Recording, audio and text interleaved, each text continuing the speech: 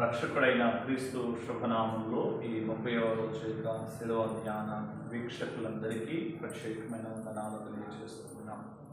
ఈరోజు ఏర్పాటు చేయబడినటువంటి అంశము బోధకుడు. యేసుక్రీస్తు ప్రభువారు ఈ లోకంలో 3.5 సంవత్సరాలు బోధించారు. ఆ బోధ ప్రపంచాన్ని ఆలోచింపచేసింది.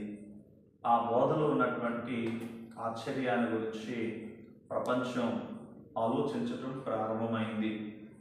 బైబిల్ గ్రంథంలో ఆయన బోధకుడు అనేటువంటి మాట పదే పదే ఆనాటి దినాలలో ఉన్న శాస్త్రులు కానీ ఆనాటి దినాలలో ఆధ్యాత్మికమైనటువంటి ఆశ కలిగిన వారందరూ కూడా ఆయన బోధకుడు అని ధృవీకరించి మాట్లాడారు.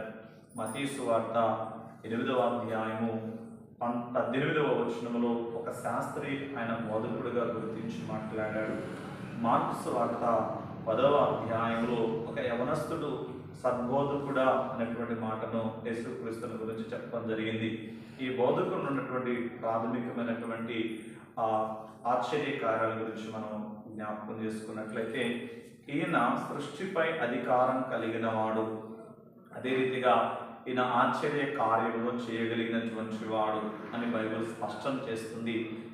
నాపై అధికారం కలిగిన ప్రభువుని అంగీకరించి ఆయన బోధనను అంగీకరించి ఆయన మార్గంలో నడిచి ఆశీర్వదించబడాలని తెలియజేస్తూ ఈ మాటలు ముగిస్తున్న దేవుడు మనలను దీవించుగాక. ఆమేన్.